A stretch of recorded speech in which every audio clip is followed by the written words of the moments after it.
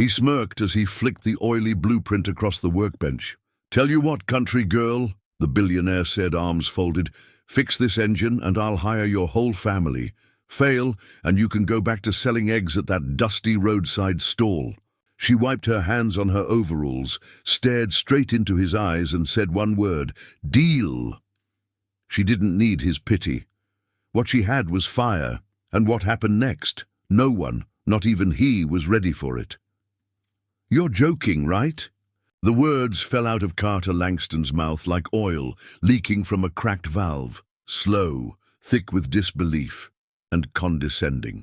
He stood in his designer boots, arms crossed over a pressed white shirt that had probably never seen a speck of grease, looking down at the girl in front of him like she was a mess someone forgot to clean up. Ella Grace Palmer didn't flinch. She stood in boots caked with mud from the cattle shed, her auburn hair tied back with a fraying bandana, her faded flannel shirt rolled up to her elbows. Her hands were calloused, fingernails stained with oil and soil, but her green eyes locked with his, like a vice. She didn't blink. She didn't back down. "You asked if anyone could fix it." "I said I could, that's all." "This isn't a tractor, sweetheart." Carter chuckled, waving toward the broken-down diesel turbine that sat in the center of the tech yard like a wounded beast. "This engine powers a whole vertical farm complex. It's proprietary. No one outside my R&D team has even seen the schematics." "Then maybe that's the problem," Ella replied dryly, stepping past him and toward the machine. Behind them, his staff, techies in branded jackets, began murmuring, some smirking, others filming. A farmer's daughter stepping into billionaire turf. This was about to be a good show. "Don't touch that," one of them barked, but she'd already knelt, laying her ear gently against the machine. "What's she doing?" "She's listening." God, this is embarrassing.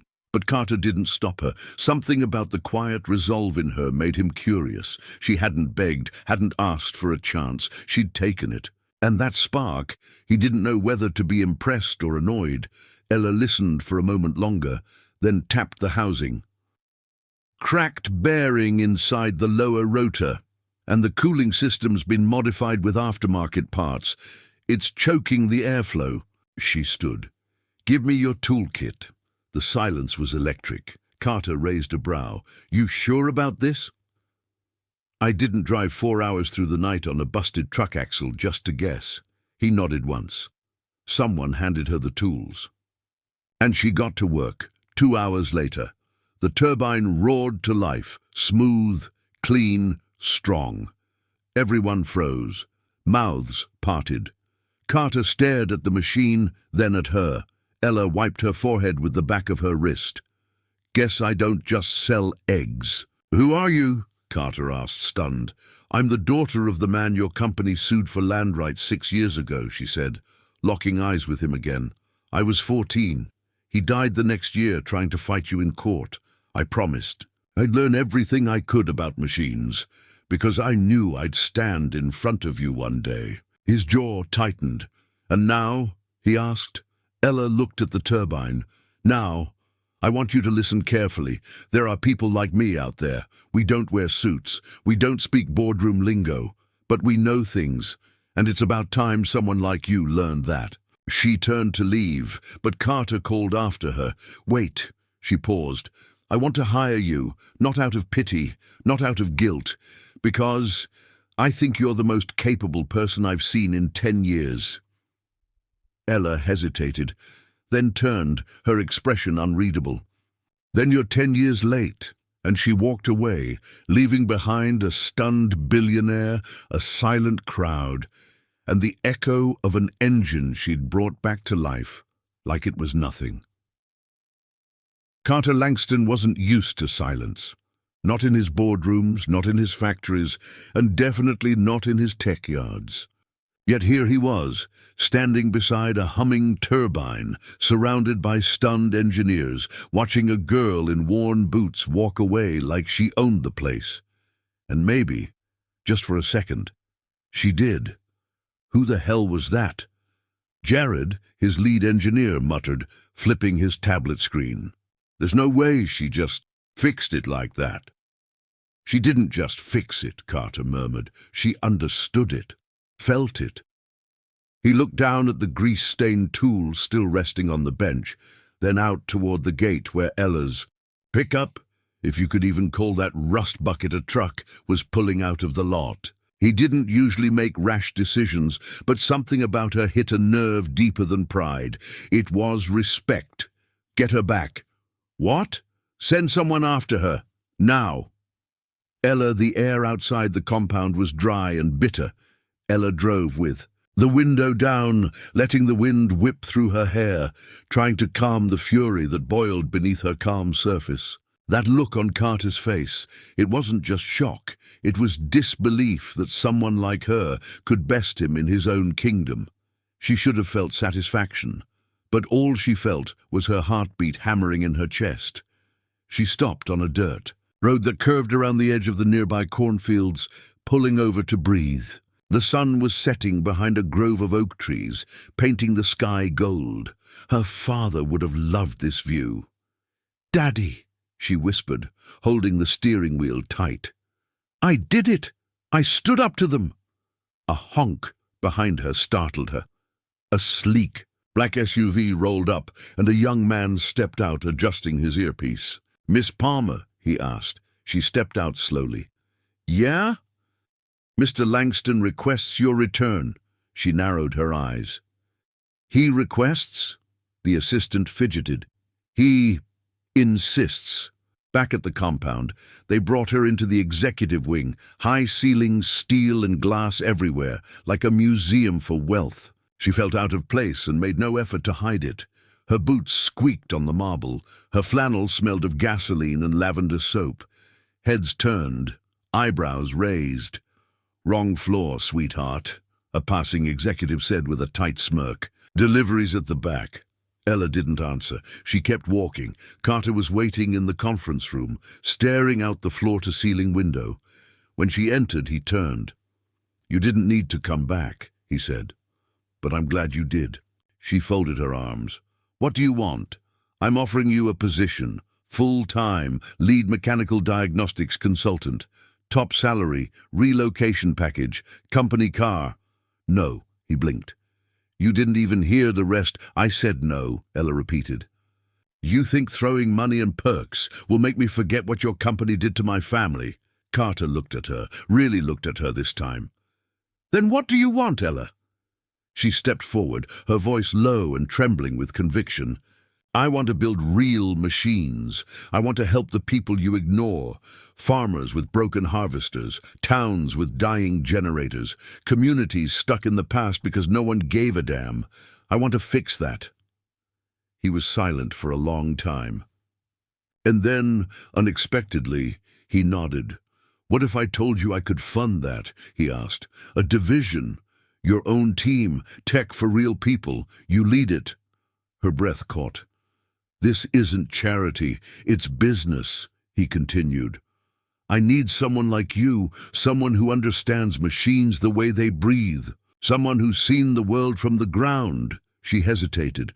Her pride screamed no, but a different voice whispered something else. "Hope. And you won't use me for headlines?" she asked. "I already have headlines. What I don't have is you." 3 weeks later, Langston Dynamics announced its newest division. GRO, Ground Root Operations, a mechanical initiative aimed at revitalizing outdated tech in rural and underserved areas. At its head, Ella Grace Palmer. She didn't wear a suit. She still drove that busted truck. But now she walked through halls where men once laughed behind her back, and they listened. Her first week, she fixed a school's outdated boiler system. The next, she reverse-engineered an old aquifer pump to irrigate a drought-stricken town. Everywhere she went, someone tried to doubt her, and everywhere she went, she proved them wrong. But kindness was never weakness for Ella. She didn't forget the broken. She returned every call, answered every kid's question, and even hired 3 other women from her small town. One of them cried when she saw her new lab coat. Meanwhile, Carter watched from a distance. Something in him had shifted, not just admiration, respect. But as Ella's reputation grew, so did the whispers. Not everyone in the company wanted her there, especially not those whose projects she was outperforming, and one of them was about to go too far. The wrench didn't slip by accident. Ella was crouched beneath a hydrothermal conduit prototype, her hand deep inside the casing, aligning a rusted torque assembly. It was quiet, too quiet for a lab that size. She was alone after hours because the new blueprint had to be ready for field testing the next morning. GRO's first large-scale project would power an entire greenhouse co-op. This was going to change lives. But just as she reached to adjust the pressure regulator, the old wrench she'd left on the tool cart teetered and dropped right onto a sensitive wiring panel. Snap! Sparks flashed. Ella jerked back with a shout, skin grazing sharp metal, leaving a smear of red on the console. The machine sputtered and died. She stared at it, chest heaving, jaw clenched. Something was off. That wrench hadn't been near the edge, and then it hit her. It had been moved. She stood, her breath heavy, eyes scanning the shadows of the lab. Nothing, no movement, but the dread in her stomach wasn't imagination. Someone wanted her to fail. Carter stormed into the GRO workshop, holding the test results like a fire about to spread. "This is what you call a launch-ready prototype," he said, voice low but laced with restrained fury. The regulators overheated, cooling failed. One of the batteries shorted and almost caught fire. Ella met his gaze unwavering. "It was tampered with." "That's a big claim." "It's not a claim, it's a fact. The tool wasn't where I left it. Wiring was rearranged. I triple-check every component before I power anything up." Carter looked at her for a long time, and this time he didn't question her integrity. "I'll handle it," he said, but Ella shook her head. "No, I will." She started asking questions, first to the night security, then to the custodial crew, then to the junior engineers, some of whom wouldn't meet her eyes. That's when she heard it. "She doesn't belong here. She got lucky once. Langston's just using her to clean his image after the land case. She'll burn out soon. Wait and see." But Ella didn't confront them. Not yet. She took notes. She watched patterns, and she kept fixing machines. Every day she arrived earlier, stayed later, never yelled, never faltered. But inside, she was building pressure, like an engine waiting to blow. Kindness still lived in her bones. A week later, she overheard a single mother on her team crying in the stairwell. Her son needed a custom-fitted wheelchair. Motor. Insurance wouldn't cover it. That night, Ella stayed till 2 a.m., reverse engineering a portable propulsion motor from an old drone. She installed it herself. No press release, no applause. The next morning, the woman found a small box on her desk with a note. "Power is what we give, not what we keep." Then came the trap. 2 weeks later, she got an anonymous tip. "Check. Storage Bay 6. It'll explain everything." She didn't tell anyone. At midnight, she slipped into the basement bay, dimly lit, dusty, filled with retired tech. And the moment she stepped through the door, click! The heavy steel slammed shut behind her. She was locked in. Her phone had no signal. No cameras, no windows. Ella pounded on the door, yelled, nothing. She sat on a cold crate, chest tight with fury and disbelief. Someone had done this deliberately. Someone was trying to erase her, but they didn't know Ella Palmer. She didn't quit when her father died. She didn't quit when they laughed at her boots. She didn't quit when the billionaire himself dared her to try, and she sure as hell wasn't quitting now. The escape in the corner, an old ventilation access panel, sealed. Dusty, forgotten. She found a crowbar, wrenched it loose, crawled through metal ductwork for 30 feet until her knees bled and her lungs burned. But when she dropped into the corridor and burst into the emergency stairwell, she came face to face with Jared, the same engineer who laughed when she first arrived. And now he looked like he'd seen a ghost. "Where's your phone?" she asked. He blinked. "Well, why?" Because you're going to call Carter Langston right now. Jared hesitated, stammering. Ella's gaze didn't waver. I said, call him. Her voice was low, scraped raw from duck dust and fury, but it sliced through the hallway like a scalpel. Jared slowly pulled out his phone, trembling fingers searching for the contact. I didn't lock you in there, he said quickly, eyes darting. I never said you did, Ella replied, but he had, not with his hands, but with his silence, with the way he let it happen, with the way he stood by and watched her be sabotaged. That was enough. When Carter answered, Ella snatched the phone. Meet me in Bay 6. Now, she said, and hung up. 20 minutes later, the basement bay was lit now, floodlights spilling across the concrete. Carter stood near the reopened door, Jared sweating beside him. A few other execs had shown up, drawn by the chaos, whispering among themselves. Ella stood in the center, her shirt stained, knees scraped, bandana missing. But her presence? Unshakable. I know what some of you think, she began, looking around the room, that I got here by accident, that I'm some pet project to make Carter Langston feel better about a past lawsuit. She let the silence settle. The weight of her words made even the janitor pause his broom. But I didn't just fix an engine. I fixed your mess, and now someone tried to bury me for it. She looked directly at Jared. I'm not going to throw accusations. I don't need to, because I don't want vengeance. I want truth. And truth doesn't need a spotlight. It survives, all by itself. Carter stepped forward. I'll open an internal investigation, he said carefully. We'll get to the bottom of this. No, Ella interrupted. That's not enough. Everyone tensed. I'm invoking the clause in my contract, the one you added when you offered me this job. I want an independent audit. Carter blinked. You remember that? I read every word. I was raised by a man who lost everything because he didn't. The room fell still. No one spoke until Jared exploded. She doesn't deserve to be here, he shouted.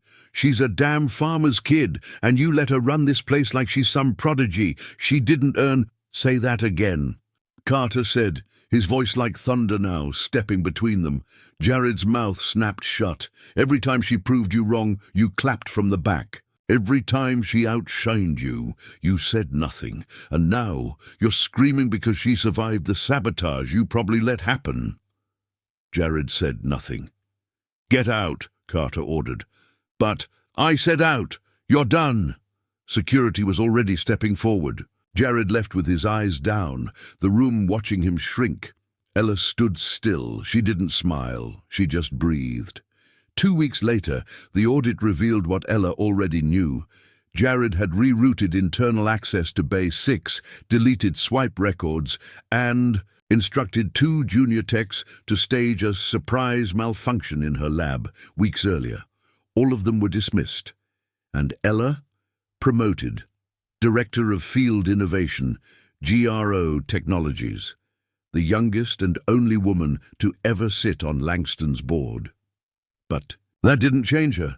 She still wore boots to work, still brought packed lunches wrapped in paper towels, still kept her daddy's oil-stained notebook in her back pocket, and one day she gave something back. She drove home that summer, back to the cracked fields of her father's old land, where weeds grew through the old porch steps, where the mailbox still had his name carved into it. She knocked on the door of the only neighbor still living on the block, an old man named Hank, who used to bring them warm cornbread after harvest. Ella, he said, eyes tearing. Is that really you? She smiled. You still have that broken harvester? I do. Let's fix it. Later, that year Langston Dynamics quietly funded over 40 agricultural tech projects in rural states. Under Ella's supervision, one of the prototypes from her team, an adaptive solar-powered irrigation engine, was named the Palmer Unit. Carter stood beside her at the unveiling, surrounded by farmers, veterans, single parents, and teens who wanted to be engineers but didn't know how. He leaned toward her and said, You know, when I first met you, I thought you were stubborn. I still am, she replied, smirking. "But now you're smart enough to listen." They both laughed, but kindness. That was the legacy, not revenge, not power. It was in the young girl Ella mentored who couldn't afford tech school. It was in the lunch boxes she left on interns' desks. It was in the thank you letters from kids who saw someone like them rise. And, most of all, it was in every bolt she turned, every engine she revived, every voice she empowered. Because Ella Grace Palmer didn't just fix machines, she fixed belief. GRO Technologies was no longer a side project. It had become a revolution. From the plains of Kansas to the hills of Tennessee, rural America was breathing again, powered by Ella Palmer's vision. She had awards, headlines, a growing team. But she didn't care about any of that. She cared about impact. And then, one Tuesday morning, Carter Langston called her into a closed-door meeting. His tone on the phone was clipped. "Serious. Need you at HQ now." The conference room Carter stood, with arms crossed, eyes locked on a digital schematic glowing across the screen. Blueprints, engine layouts, tech patents, hers, but next to them, a bold logo, Velmark Industries. Ella's heart dropped. "That's our design," she said, stepping closer. "They changed the casing and rebranded it, but that's our turbine." Carter nodded grimly. "It's worse than theft. They're rolling it out next quarter. In India, rural sectors, they're using your exact schematics. Same airflow model, same fail-safe design." "Who leaked this?" "We don't know." "Who stole my life's work, Carter?" she demanded, her voice cracking. He looked down. "I think it was someone inside." The betrayal. Ella didn't speak. She just walked out, and within hours, she was in the labs, poring over build logs, metadata, design timestamps, weeks of data compressed into sleepless nights. It wasn't about pride. It wasn't even about ownership. It was about truth. 3 days in, she found it, a familiar string of code. Too familiar. She zoomed in. It was her old apprentice, Jesse Reed, the bright-eyed engineering grad she'd taken under her wing. The one who grew up just like her, who called Ella her hero. Jesse had taken a consulting offer abroad 6 months ago. Velmark was the client. The confrontation, Ella flew to Berlin, walked straight into Velmark's public expo uninvited, wearing a dirt-streaked jacket, oil under her nails, boots that had walked a mile through snow. She didn't look like the VIPs in suits. She didn't try to. She found Jessie near the prototype stage, her name engraved in silver on a polished display. "Nice title," Ella said calmly. Jessie turned, froze. "Ella, I taught you to build engines to help people, not steal. Them, I didn't mean to. You chose to. You looked me in the eye and called me your family. Then you stabbed that family in the back." Jessie's lip trembled. "I didn't know how to say no.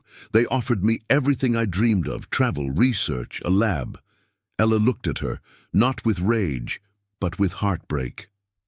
"I would have given you all of that, if you had asked." Jessie's eyes welled. "I was scared.